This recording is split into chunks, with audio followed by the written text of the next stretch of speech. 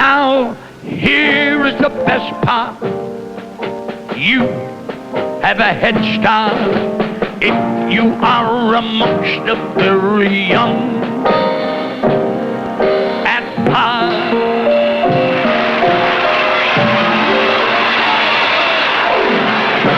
Thank you, folks. And now, ladies and gentlemen, it's my honor, and believe me, I'll never forget it, the Vice President of the United States, Herbert H. Humphrey. When an old friend like Jimmy Durante seemed to come almost within a syllable of introducing him as Herbert Hoover, it became one of those facts that said a lot about how Hubert Humphrey's campaign was moving in September. Yes, they did. They did in there. All right. Go ahead. Whenever you're ready. Go ahead. Okay? Go ahead. Right. Go. Okay, quiet. It was his judgment. And the judgment of how in the name of common sense can I see through that? We have a microphone. At one time, his party's national committee had $10,000 in one account and a deficit of about $400,000 in another. A TV half hour in prime time can cost around $85,000. You don't think we ought to have a little podium up here? I wouldn't shoot it anyway. Because he was far behind in the polls, contributors were not standing in line to help pay bills this size. Just standing like this is better for a half hour. The shots down here are excellent. Stand by. Tape is rolling. What about this light? Don't we have that one? Hold it. Can we have lights here, Irving? He had eyes that were sensitive to the special quartz iodine lights of TV and movies. And this sometimes forced him to look fierce as he approached the close of a half-hour speech. Tonight, I want to share with you my thoughts as a citizen and as a candidate for President of the United States. About the middle of the month, he took an evening off with his wife Muriel for dinner with his running mate and Mrs. Muskie. Later, when the two couples went bowling in the basement of Washington's Executive Offices building, the automatic pin setter jammed after the second or third frame. The man said, just before he got his strike,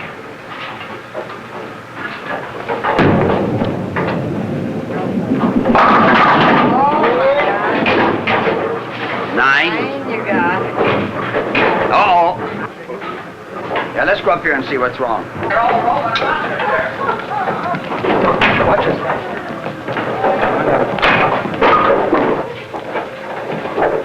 What do you think, Ed? I don't know. I wouldn't suggest anything from that angle.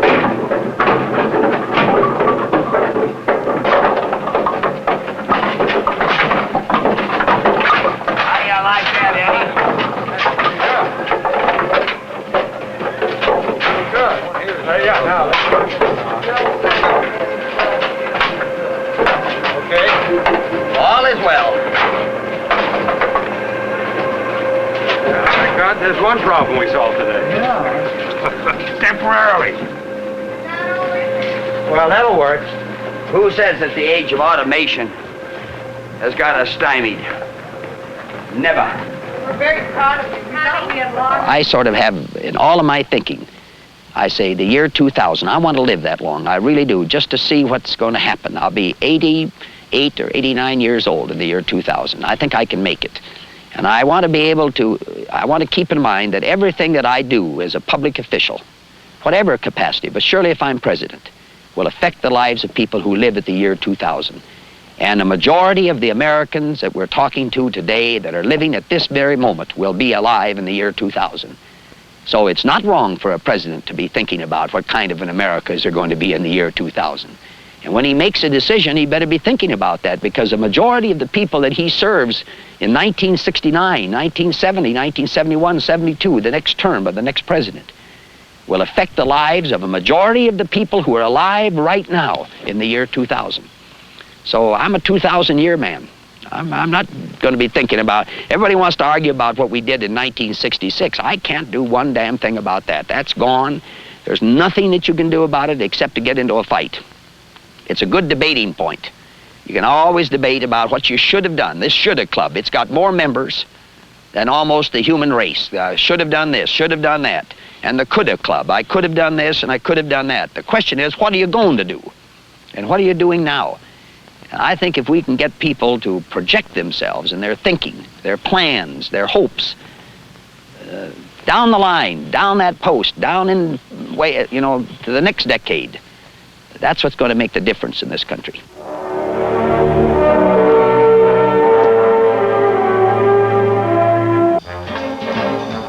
What made the difference for Hubert Humphrey, he described once as a sense of tomorrow that he was lucky to find where he grew up. The country around Dolan, South Dakota is still spoken of as a hard place to make a dollar. Population 400 to 500, depending on how far you think the town extends. But there was opportunity in it. As one biographer said, there is a lasting faith here in education and tomorrow, in rain and reason and debate. And the people tend to answer yes to the question asked long ago by Cain. There is a tradition of debate, but also another of settling disputes without violence, a tradition of peace. Hubert Humphrey would graduate from high school class of 1929, a watershed year. Soon there would be a summer when for 90 days the sky was black with dust. When the two town banks failed, the Humphrey drugstore went bankrupt and the family home went up for sale. He dropped out of college for several years. I am a sentimentalist. I'm often accused of it, as if I guess it's supposed to be a weakness. If it is, then I'm guilty. I'm a sentimentalist about this republic, about this country, about what it has meant to me, a child of the Depression, a man born in the plains of humble parentage, and yet I can stand before you as a candidate for the office of president.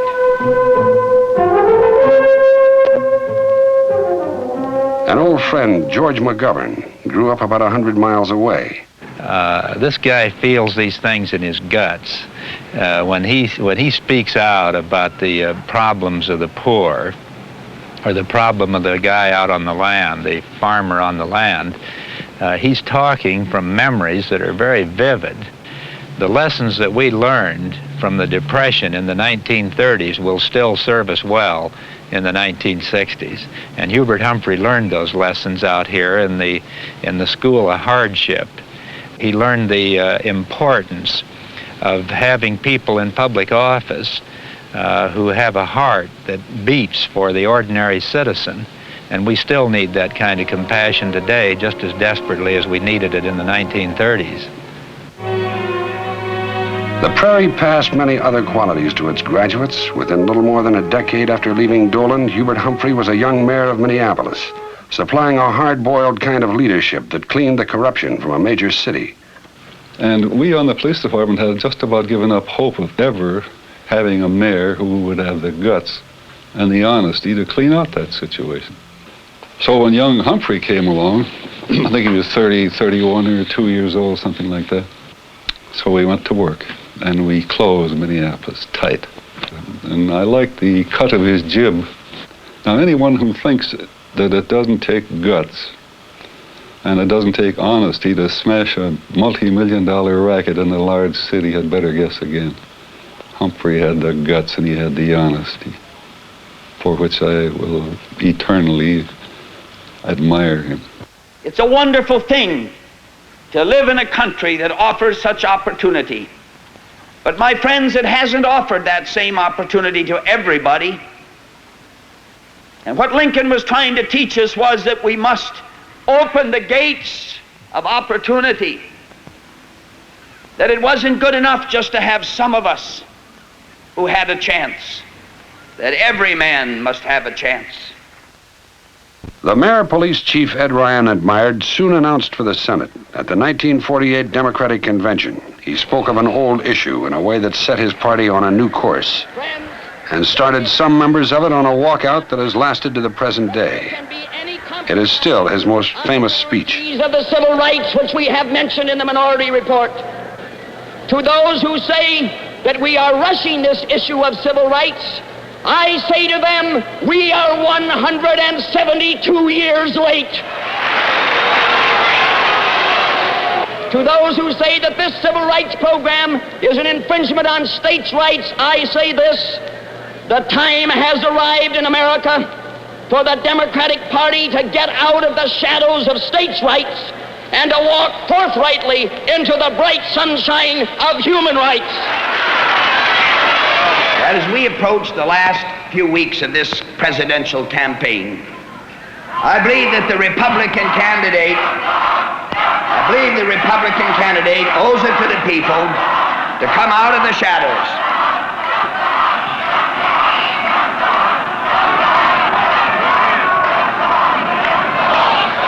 Would you mind bringing your television camera down here? You fellas do an awful lot to promote that with that camera. Come on down here where you belong. But 20 years later, he would have to fight to be heard by audiences that had forgotten 48, or never heard of his record in the years in between. Meeting up there, I guess we'll have ours down here if that's okay with you. I want to talk to you about what I consider to be the serious issues in this campaign.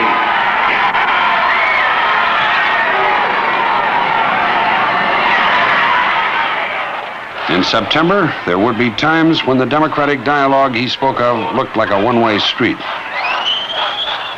When even his younger colleague from Massachusetts got exactly the same treatment. Wanted to hold up the nuclear proliferation treaty, which Robert Kennedy said was the most vital issue that we faced.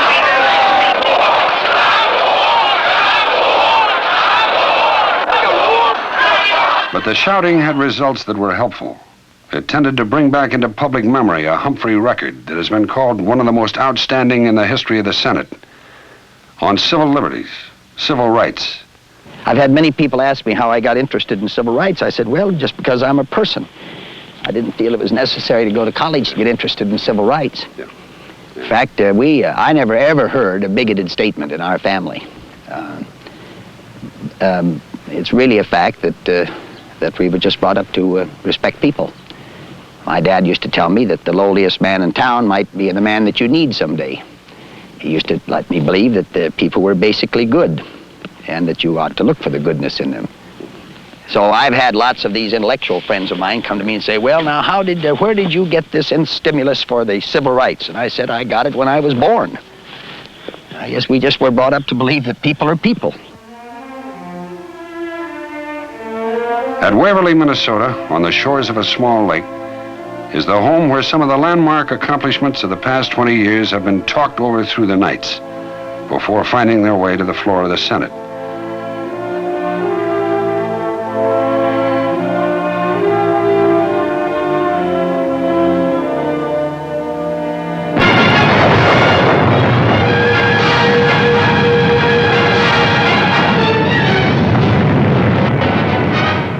For Hubert Humphrey, a great blast in the early 60s represented a day of achievement. It was the last nuclear test in the atmosphere by the United States or Russia. After the test ban treaty was signed, John Kennedy said to his friend, "This one was yours, Hubert." And he is supposed to have added, "And it had better work." He hasn't fooled around with the sideline issues. He's been in the main arena where the fight is on. Today I have introduced, along with Senator Fulbright, Chairman of the Foreign Relations Committee, the Peace Corps proposal. It is designed to mobilize the skill and the talent of American youth in particular for service overseas. It is a voluntary Peace Corps. I think one can only look to really the record of the Vice President and realize that in the past, he was always considered the man of the future, whether it was in the control of nuclear weapons, the test ban treaty, the suggestion of the Peace Corps, or the food for peace, civil rights and opportunities for our citizens, greater educational opportunities for the young people of this nation, greater economic advancement for all of our society. They had become friends long before, even before West Virginia, when in 1960 Humphrey picked his way across the state in a rented bus while his opponent cruised above in a personal plane and always seemed one jump ahead. In his first race for the presidency, he was headed for defeat. He would face it as a lesson to be learned from one he respected and whom he'd go on to support whatever lay ahead for both of them.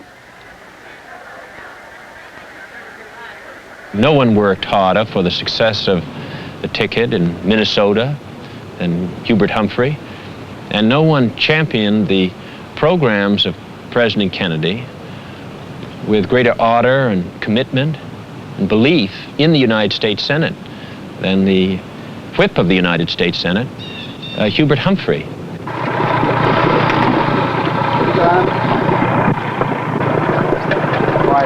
Just not got the right hook on there. There's something wrong. At Waverly, Hubert Humphrey has about as many neighbors as he had in Dolan, South Dakota. They hang homemade signs that proclaim their friendship on every house.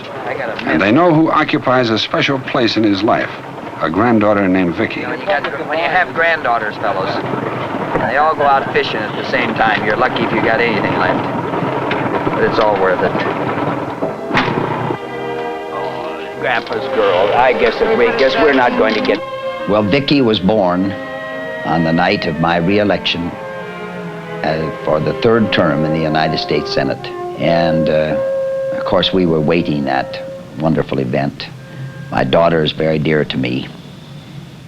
And we went over to the hospital after we'd had a big celebration at our campaign headquarters. Child was normal birth, and Nancy had no difficulty. And after the birth of the child, the doctor came out to me and said, Mr. Humphrey, I need to have a private talk with you. And my wife was with me. And Muriel and I walked off into a side room, and the doctor and the head nurse came in and said, we're afraid that this child is retarded. And I remember my first reaction was, well, how can you tell? Why do you say things like that to me? And I said that, how do you know? He said, well, we can tell by the lines in the hands and the look of the eyes. I remember I had a personal talk with Nancy, one of the father-daughter talks. And she said, Daddy, I want to take my baby home. I want to love her. I want her to come home. And I just hugged my daughter and said, I'm so proud of you. Well, all I can tell you is that the blow of that first learning that the child was retarded was a staggering blow. I don't think anybody knows what that's like except a mother and a father that suffers it. And possibly those of us that are that close to that family. So this little girl came into our lives. She's very special to me. She has brought me more perfect love than I ever dreamed was possible. She is absolutely an angel. And she loves her Bappa, as she calls me, with a deep passion, and I love her the same way. And I sort of feel that many times that it's well, life has a way of adjusting things. You kind of get paid off for what you do and what you don't do. Maybe this is a sort of mystical attitude I have about life. But I'm sure that I had to be taught a lesson. Or maybe I needed to understand what perfect love was. And I had that chance. It was said of Hubert Humphrey when he became vice president that for the first time in history, the office really found a job. His moments at Waverly would become rare ones. He could be a sentimental man sometimes, by his own admission. But he had also inherited from the prairie a tough-minded, practical approach to problems, as he had demonstrated in Minneapolis. The new set of responsibilities he took on soon became more than looking after the traditional ceremonies, particularly in the field of urban problems. He headed up a national task force, cooperating with business to find ways to create thousands of new jobs. He regularly attended the cabinet meetings, where he was no more hesitant than he had ever been in expressing his opinions. But as other number two men who had preceded him, he could speak of the office with respectful irreverence. Who can forget those stirring names from our glorious past? Those storied vice presidents of yesteryears. Just let me now, of course, you all remember them, but let me just go over them once again. William Wheeler. Garrett Hobart. Daniel Tompkins, Thomas Hendricks, George Dallas, and Henry Wilson. You remember every one of them, I'm sure. He said once in a Senate speech, "We have only one sickness in this nation, and that we always want everything summarized on one page." Facing and knowing the hard realities of the office, yet also knowing the potential for good which lies within it, I shall seek the nomination of the Democratic Party.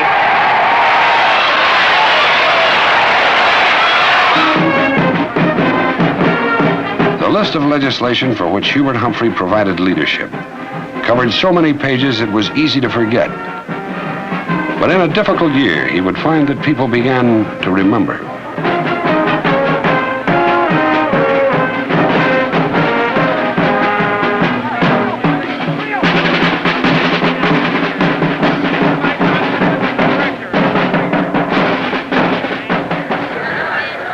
As the days ripened into autumn, his spirits had reason to rise.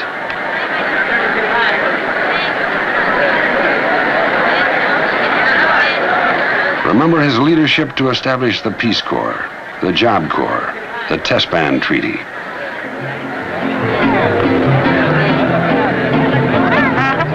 The fight to support and strengthen the United Nations, Medicare. Leadership that helped make possible most of the legislative landmarks of his time.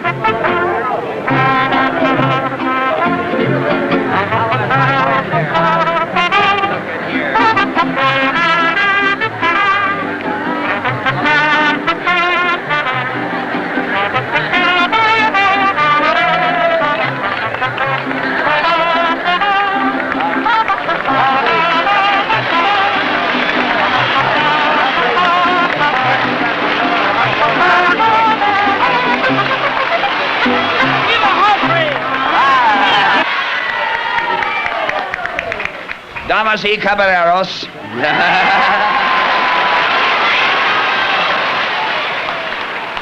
Buenas noches and ¿cómo está? And buena suerte. How's that? Viva Humphrey! Are you going to let the Republican nominee, that man who abused Mr. Truman, who heaped scorn... But Dolan, South Dakota's champion debater of 1929, sought in vain to test his skill 40 years later. He had an opponent who consistently failed to show. Are you going to let him get into the White House this November? Well, we settled that. But this is the strangest campaign I've ever seen. For the first time that I can remember, the Republicans have failed to put up a candidate for president. Now,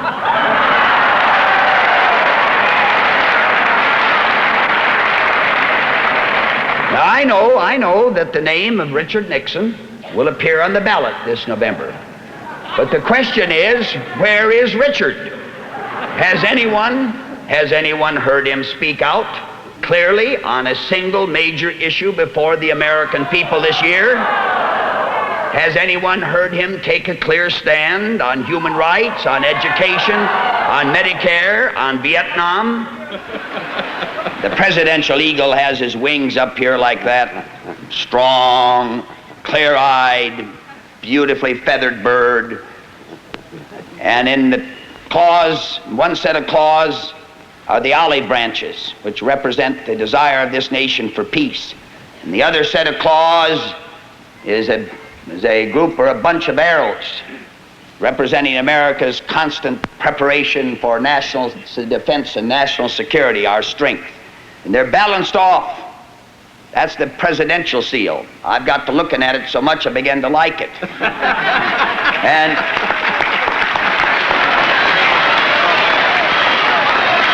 then I took a look at mine, and lo and behold, I found that poor little emaciated eagle had only one little sprig of olive branch. You let me have a handful, and believe me, you'll have peace. I want that quite now, quite clear.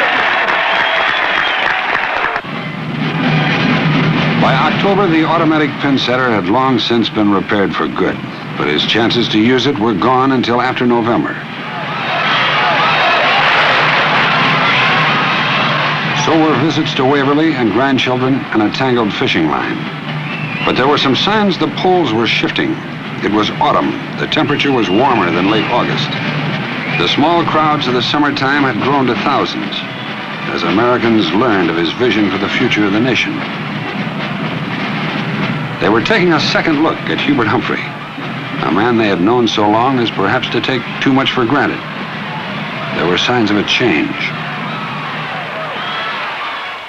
In the few quiet moments, the central issue was the same. Between public appearances, advisors would keep him up to date. Once armed with a complete handful of olive branches, a Democratic president could open the new doors, make the new moves. May well be settled before the end of the year, before January 20th, in the sense that the negotiation will be so far down the road that it'll be relatively easy. There'll be momentum in it. Be momentum in it. If it isn't, I'm sure that if you're president, you can do this, and you can do it within a relatively few months. But then the people aren't electing you for 3 months, they're electing you for 4 years. Perhaps that central issue was still whether the next president would be a 2,000-year man, as he had said, measuring each act in terms of whether it would help carry the human adventure down that next road, past that next post. The president must be an apostle of peace. He must give his life, if need be, for the cause of peace, because there is no greater cause, and there is no greater honor.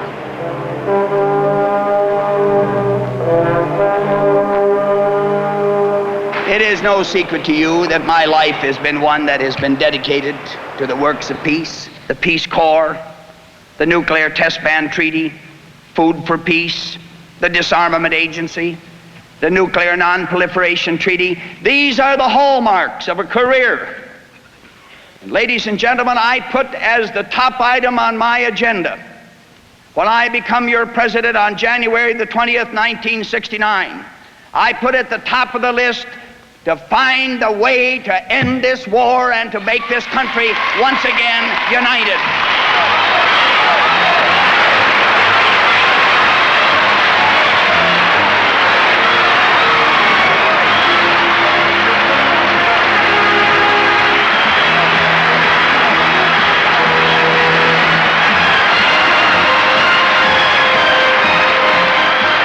His credential was a 25-year public record that gave vitality to his pledge.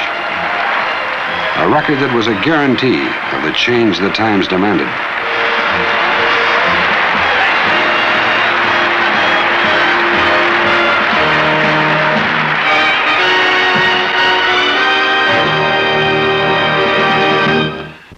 You have just seen a presentation of Hubert Humphrey's campaign for the presidency of the United States. It costs a lot of money to carry Hubert Humphrey's message to the people of America.